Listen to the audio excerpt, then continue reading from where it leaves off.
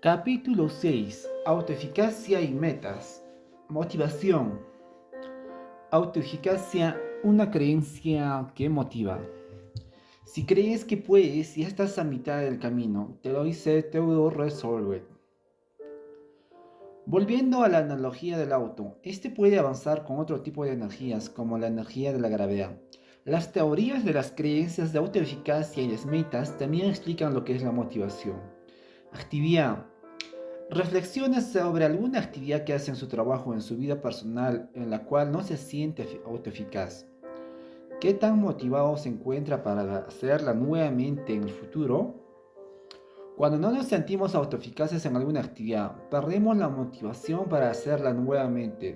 Según Albert Bandura, el creador de esta teoría, la autoeficacia se refiere a las creencias en nuestras propias capacidades para organizar y ejecutar las acciones necesarias para el logro de los resultados esperados. ¿Qué pasa cuando nos sentimos ineficaces?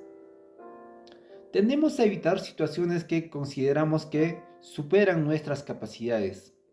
Si la persona se siente poco competente en física, tenderá a no participar en las discusiones de la clase o a no inscribirse en cursos relacionados, o se siente poco competente en determinados deportes.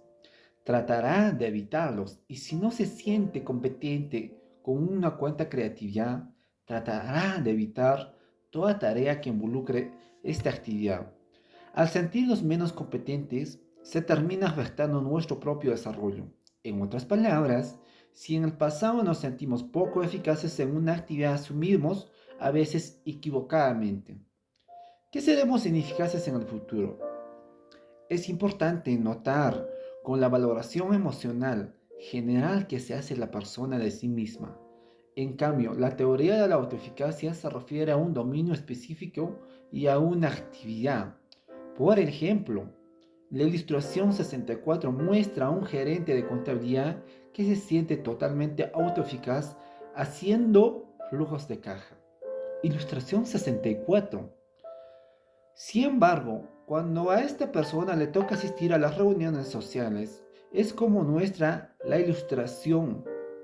Se siente totalmente ineficaz. Solamente el hecho de pensar que tiene que asistir a un evento social de la oficina lo desmotiva. La autoeficacia es una teoría de la motivación que tiene mucho sustento científico. En un estudio se demostró que aquellas personas que se sienten autoeficaces para realizar ciertas tareas se desempeñan mejor, persisten más y enfrentan mejor la adversidad. En otro estudio se encontró que aquellas personas que se sienten más eficaces con respecto a una tarea eligen objetivos de mayor dificultad, muestran mayor compromiso, muestran mayor perseverancia, más y generan círculos virtuosos de desempeño. La teoría de la autoeficacia de Bandura es una teoría de sentido común. Si una persona tiene la creencia de que es competente haciendo una actividad, estará más motivada para hacerla. Esta teoría está relacionada con el motivador intrínseco de competencia. En el capítulo del motivador de competencia mencionamos que las personas se motivan más cuando están en un reto a la altura de sus talentos. En la franja de flujo óptimo, cuando usted está en flujo óptimo, se siente autoeficaz y genera la creencia de la autoeficacia. Otro aspecto interesante es que las personas que se consideran eficaces logran pensar de manera eficiente ante situaciones de estrés.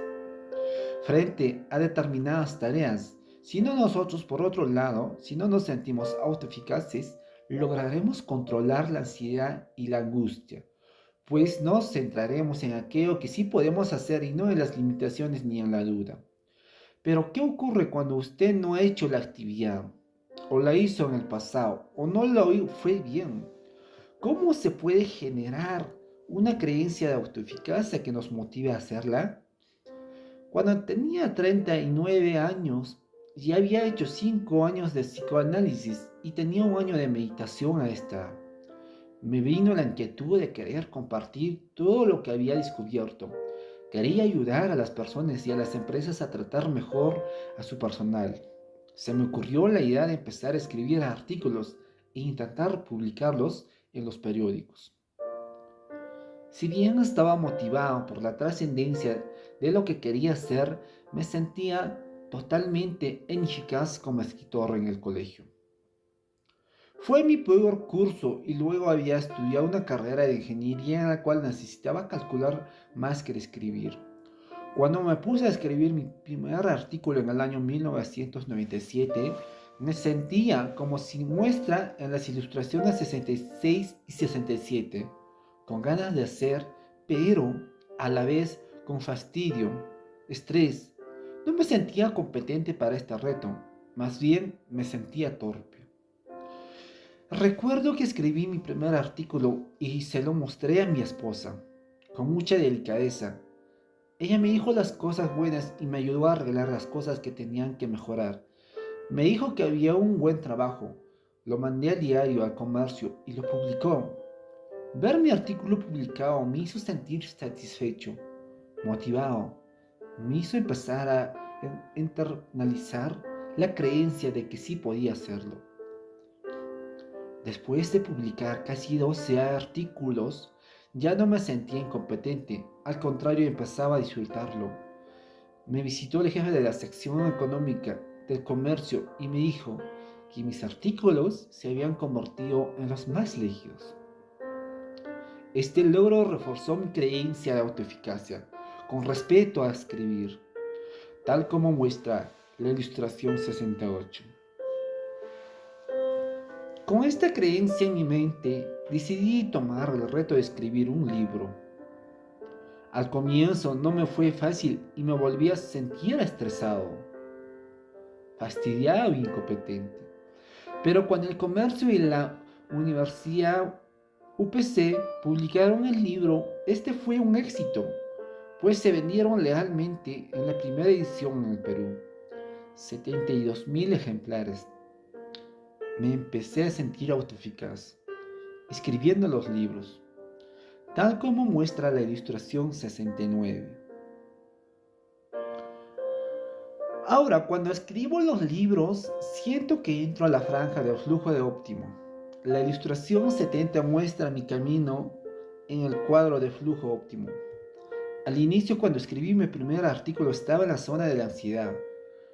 Con un reto por encima de mis talentos, no me sentía eficaz. A medida que empecé a tener pequeños logros, fue cambiando mi creencia, fue desarrollando mi talento y pasé a la franja de flujo óptimo escribiendo artículos.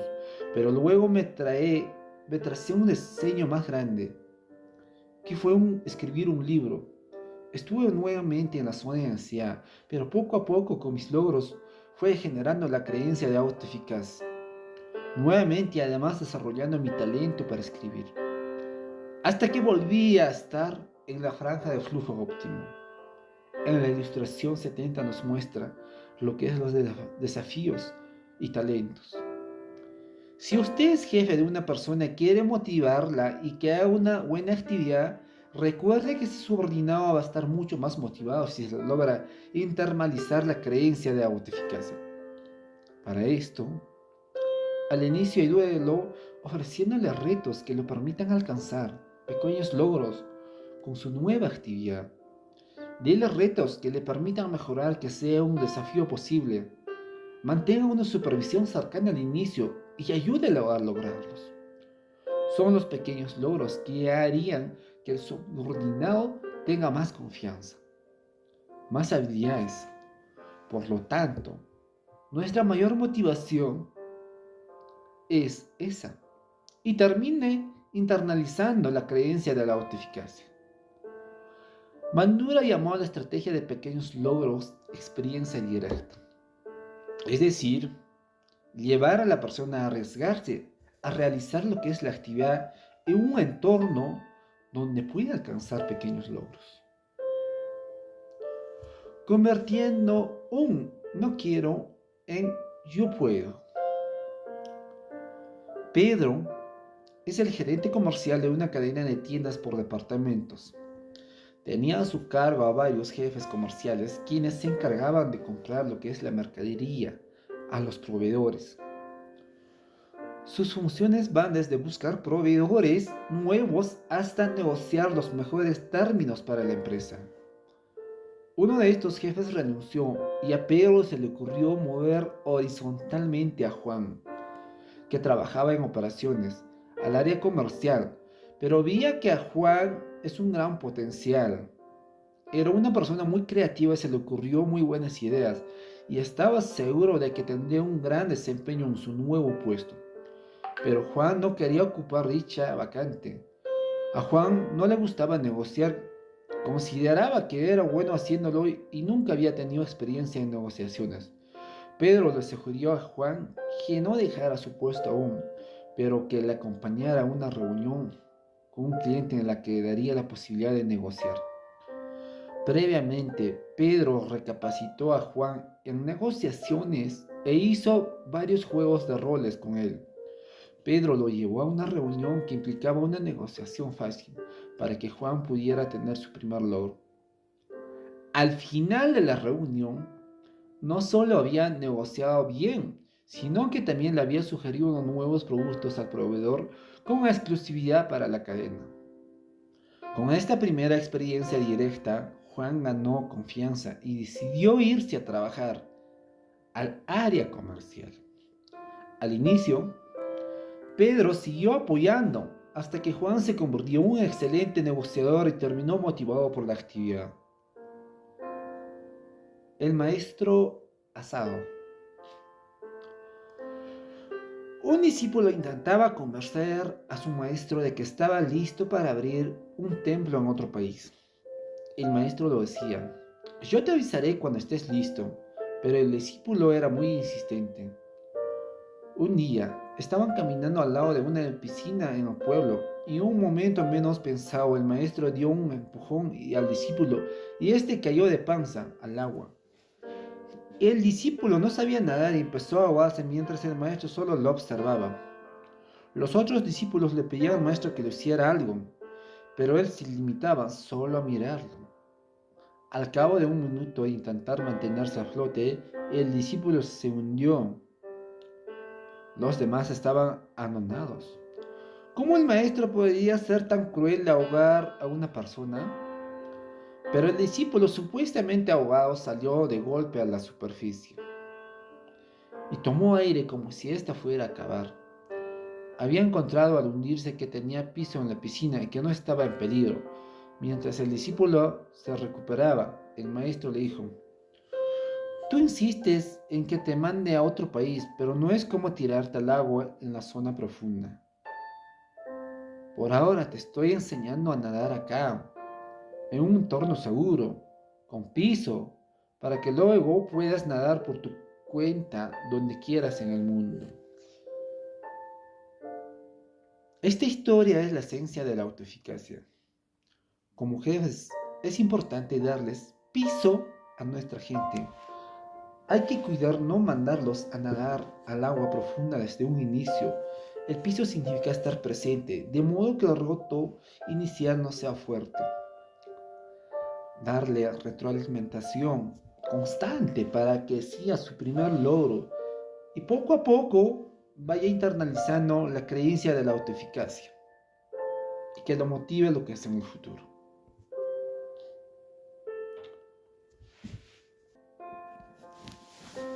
No quiero comer el salmón crudo. A veces solo basta ver el ejemplo de una persona modelando una conducta para que nosotros nos motivemos a hacerla. El ejemplo es un gran motivador. David Fishman. Saborear a veces tiene efectos impredecibles. Estábamos en un restaurante japonés y mi esposa y yo pedíamos salmón crudo. Queríamos que nuestro hijo Alex probara un poco, pero como dice en el título del subcapítulo, él respondía a nuestra invitación de manera tajante: no quiero comer el salmón crudo. Traté de persuadirlo para que tuviera una experiencia directa con el salmón y le dije que te probara un pedacito, pero él no quiso. Una vez que mi esposa y yo perdimos las esperanzas, continuamos comiendo el salmón. Recuerdo que mi esposa y yo saboreamos el salmón crudo como si fuera el plato más rico que hayamos comido en la vida. Decíamos: ¡qué suavidad! Se hace en la boca. ¡Qué increíble sabor! Entre otros halagos al plato. Mientras pasaba todo esto a mi hijo, nos observaba con una mirada incrédula. Seguimos saboreando este plato. Yomer y hablando de él por unos minutos hasta que mi hijo dijo, ya, está bien, quiero probar un pedacito. Probó el pedacito, le encantó y ahora su plato preferido es el salmón crudo. Como vieron en la historia, a veces nos podemos persuadir a una persona para que tenga una experiencia directa y alcance pequeños logros. Por ejemplo, me ha pasado muchas veces que gerentes tradicionales no desean probar nuevas formas de liderar, como ser más horizontales o empoderar más. ¿Qué hace cuando la persona no quiere tener una experiencia directa con la actividad que usted quiere que haga? Como hemos conversado anteriormente, como la persona está motivada, podría ayudarla o depender de este tipo de tarea. Por ejemplo, si es aburrida, darle un incentivo extrínseco para motivarla a hacerla. Pero hay otro camino, la experiencia indirecta. En la historia de mi hijo, él tuvo una experiencia indirecta con salmón. Él nos observó cómo saboreamos el plato, haciendo todo tipo de gestos de placer. En realidad le hicimos vivir la experiencia indirecta de comer salmón. Al vernos saborear tan ofensivamente la comida, la sintió provocativa y se animó a probarla, observar a otros. Ver el modelo hacer algo provoca que el observar se sienta capaz de hacerlo también. Esto hace que uno se compare con aquellos que observan. Si él puede hacerlo, ¿por qué yo no? Pero hay que tener cuidado porque puede funcionar de manera contraria, es decir, observar a otro modelo que no puede hacer que algo hacer que la persona siga. Si él no puede, ¿por qué yo sí? Dos factores favorecerán mayor impacto de observar a otros. La semejanza entre el observador y el modelo, mientras la mayor semejanza será el impacto en las creencias de la autoeficacia del observador. En segundo lugar, mientras menor sea la experiencia del observador en la conducta observada, mayor será el impacto del observador. En caso del salmón, Alex era muy cercano y confiada en nosotros como sus padres. Además, no tenía experiencia alguna con el salmón, por lo que confió en que lo observaba en nosotros. ¿Por qué el bostezó la contagia? ¿Por qué se contagia la sonrisa cuando ve a un niño? Seguro se ha dormido, ¿no? Más rato, no he terminado de grabar. ¿Dónde está mi pantalón? ¿No es por ahí encima, creo que está? ¿Dónde? ¿No hay? Esto, pero ¿dónde está? Abajo, pero está. Acá, acá. ¿Qué cosa me las botado por ahí? Se ha caído. ¿El pantalón? ¿Vienes, ah? Ya.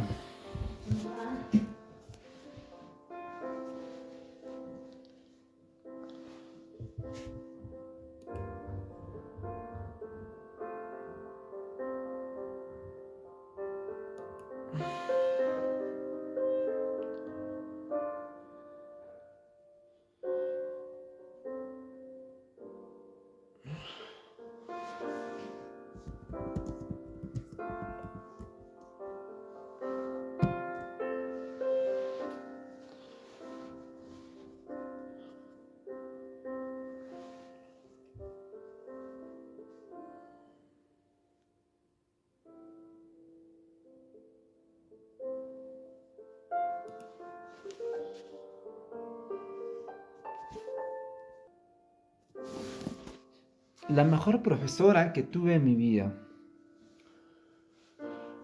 Cuando una persona cree en ti, aunque no creas en ti mismo, hace la magia de convencer de que estás equivocado. David Feisman. La mejor profesora del mundo. Taya Storland estaba en quinto año de primaria y era el típico niño que todo profesor sufre con tener en su clase. Era un niño sin ninguna motivación de estudiar, desconectado, sin ningún amigo en clase, con problemas para relacionarse e incluso podía ir sucio y mal vestido a la clase. La profesora Dobson dejaba siempre para el último la calificación de las pruebas de Teddy. Hasta casi sentía placer poniendo las marcas rojas de equivocación en todas sus preguntas. Teddy siempre salía desaprobado en sus exámenes. Un día el colegio lo solicitó a la profesora Thompson que revisara la información de todos sus alumnos, desde primer año hasta de primaria. Una práctica que se hacía una vez al año. Nuevamente la profesora puso la historia de Teddy para leerla al final. Cuando llegó a ella, pensó para qué pierdo mi tiempo en este chico, pero como era responsable, empezó a leer los comentarios de los profesores sobre tesis del primer grado.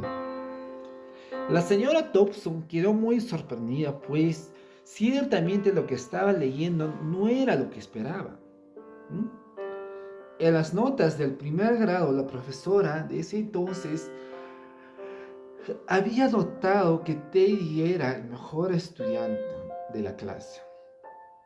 Teddy es un niño totalmente integrado a la clase, muy popular, todos lo quieren y académicamente es el mejor alumno de la clase. La profesora Thompson tomó rápidamente lo que es el folder del segundo grado y continuó leyendo sobre Teddy. Decía, Teddy es un chico brillante. El primer semestre ha sido el mejor. Un chico muy integrado a la clase y muy querido por todos. Sin embargo, desde hace algunos meses veo que Teddy está bajando su rendimiento. Lo veo más solo. Pienso que el cáncer de su mamá lo está afectando. La señora Thompson, ya con una expresión de tristeza, siguió leyendo el informe de tercer grado. Teddy es un buen chico, pero la muerte de su madre lo ha afectado mucho. Ya no se integra, ha dejado de estudiar. No lo veo muy motivado. Me parece que su padre lo tiene abandonado. Me preocupa bastante. La señora Thompson, con lágrimas en sus ojos, empezaba a entender a Teddy. Tomó el último folder del cuarto grado y lo leyó. Decía, Teddy es un alumno desconectado con la clase. Parece estar en otro mundo. No tiene amigos y es el que tiene, sin duda, el peor desempeño en el aula.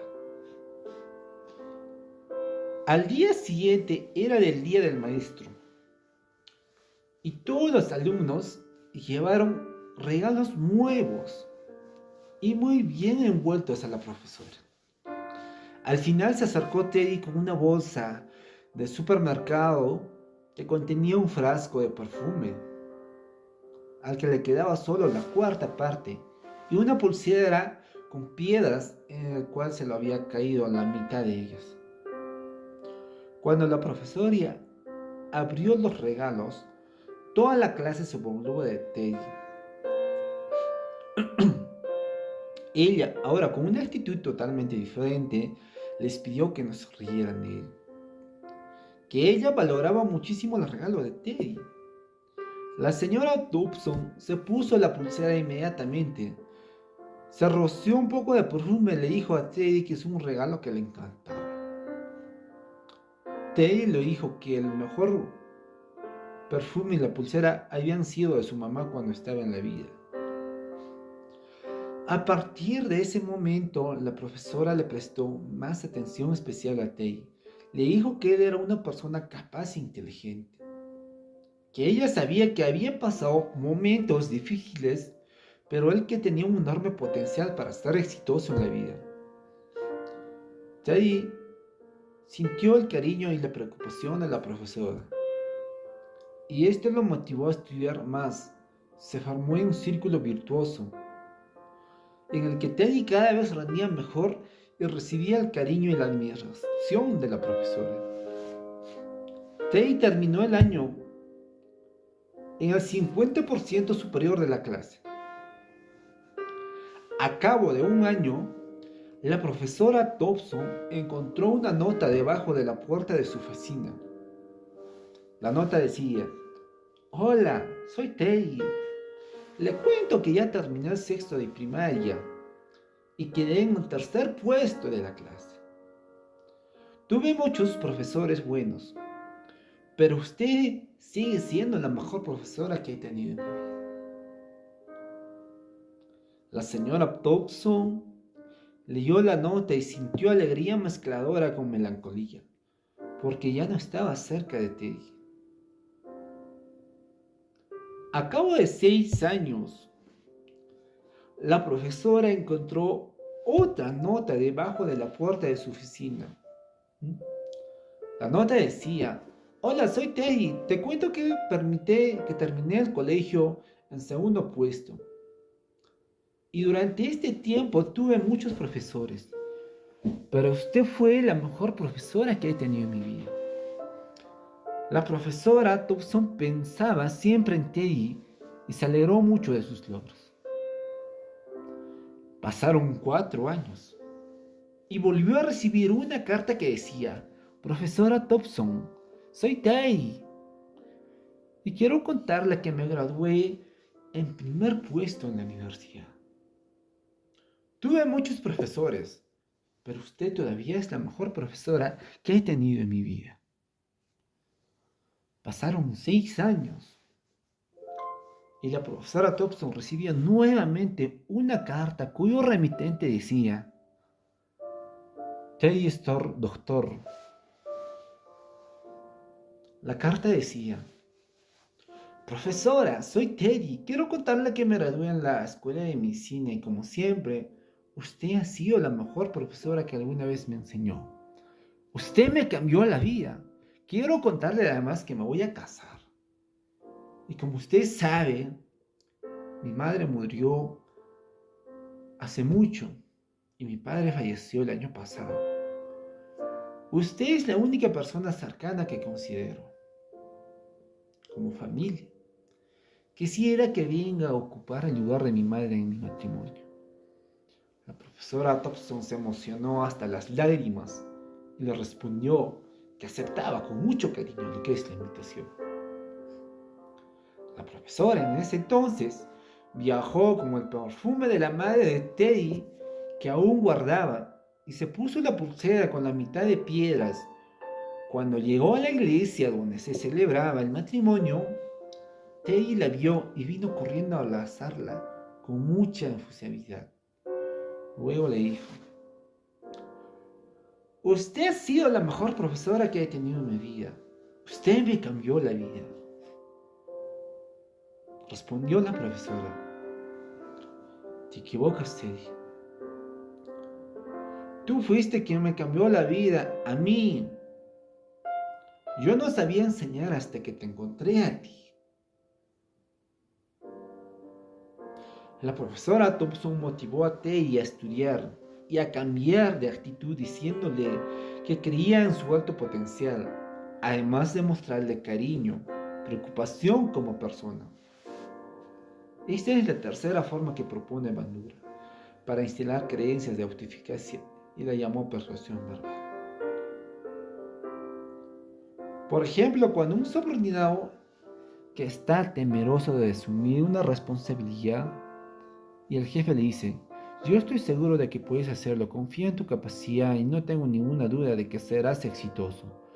Ayuda a instalar una creencia empoderada de que sí se puede lograrlo. Luego, si el jefe concibe que tenga pequeños logros, que tenga la experiencia directa, que vaya construyendo su propia historia de logros, irá construyendo su creencia de autoeficacia.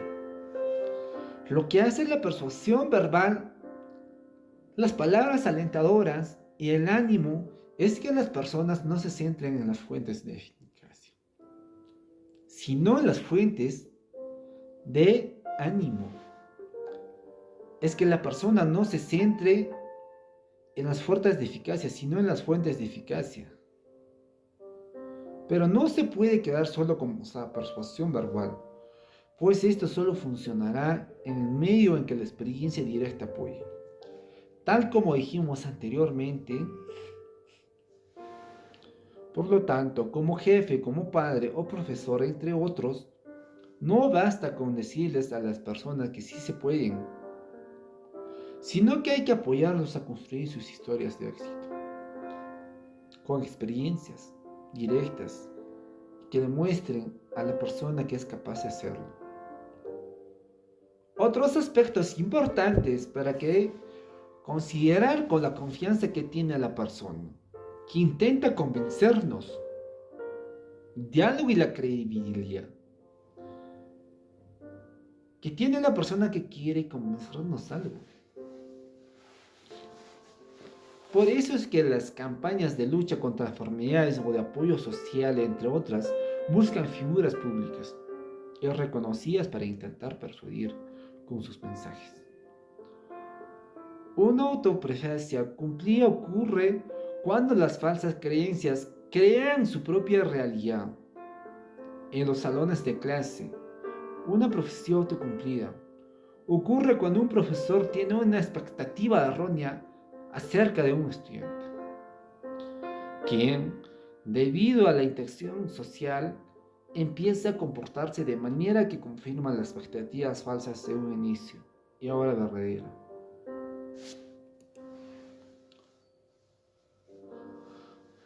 La motivación a través de las metas. Un arquero no puede darle en el blanco si no sabe dónde está. Actividad. Tenga un reloj en la mano para tomar tiempo en la siguiente actividad. Intente escribir la máxima cantidad de números, empezando por el número 1 y siguiendo hacia adelante 1, 2, 3, 4, 5, 6 sucesivamente. Haga una pausa en la lectura y realice el ejercicio en un papel.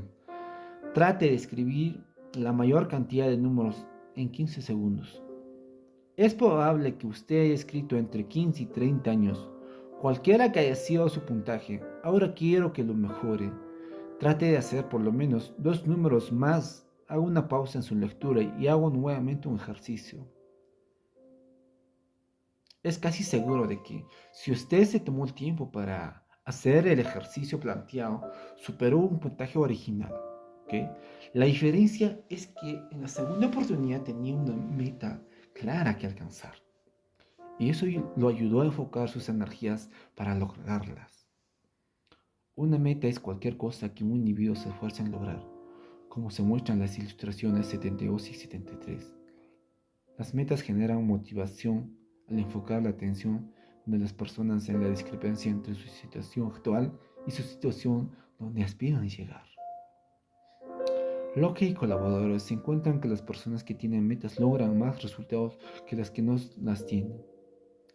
Se realizó una investigación con estudiantes de primaria a quienes se les pidió hacer sentadillas durante 2 minutos. Un grupo de estudiantes se puso metas cerca de cuántas sentadillas podría hacer en 2 minutos. El otro simplemente realizó las sentadillas que pudo, sin una meta en mente. Lo que encontraron es que los miembros del grupo que se había puesto en una meta realizó el número de sentadillas significativamente mayor en comparación con los del grupo que tenía una meta. Ninguno de los grupos era más atlético o más sano que el otro. Por lo tanto, los autores señalaron que era el establecimiento de la meta lo que habría originado las diferencias. Este tipo de resultados se ha encontrado con otras muestras de personas. Conductores que se ponían metas realizaban un número mayor de viajes que aquellos sin metas. Aspectos negativos de las metas. Simon y Charles hicieron una investigación en la que se filma un grupo de alumnos haciendo pases con una pelota de básquet. Los alumnos estaban en círculo y algunos estaban vestidos de blanco y otros de negro. Se le pidió a un grupo de observadores que vieran el video y que contaran cuántos pases hacían entre ellos las personas de blanco. No era tan simplemente contar los pases, porque las personas hacían los pases y se movían, lo que les dificultaba focalizar la atención. Para contar los pases, los participantes necesitaban concentración.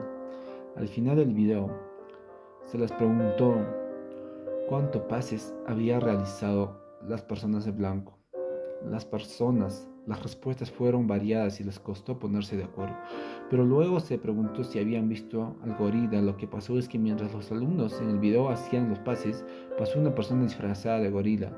Solo el 50% de personas en promedio vio al gorila en el video, el resto no entendía de qué gorila estaban hablando. El otro 50% había estado tan concentrado cantando los pases que no percató al gorila. ¿Qué pasó? ¿Por qué las personas no vieron que estaba claramente en el video? La respuesta tiene que ver con el fenómeno de ceguera de atención. Este fenómeno no ocurre cuando las personas concentran su atención en un área del mundo y no logran percibir objetos inesperados. Cuando se mostró a la audiencia el video por segunda vez, aquellos que habían visto al gorila no podían creer. Un estudio más reciente encuentra que debido a este problema, un 83% de que radiólogos no pueden ver el gorila en una imagen de escáner. Pensamos tanto en aquello en lo que estamos centrados, que no vemos lo que sucede a nuestro alrededor. Por lo que tanto hay que tener cuidado de que decimos a la gente sobre focalizarse, pues quizás puedan perderse las gorilas. En una empresa, un jefe podría estar tan centrado en la meta que podría no ver lo que pasa en los otros trabajadores, tal como se ve en la ilustración 79. Recuerde que no basta en tener una meta, sino que también tome en cuenta todo lo recomendado anteriormente. Es importante establecer una meta lo suficientemente difícil o específica, o dar o recibir retroinformación. También es necesario que la meta sea propia o dada por otro, porque se expliquen las razones de su importancia y finalmente que venga dada por una persona en la que confía. Gracias.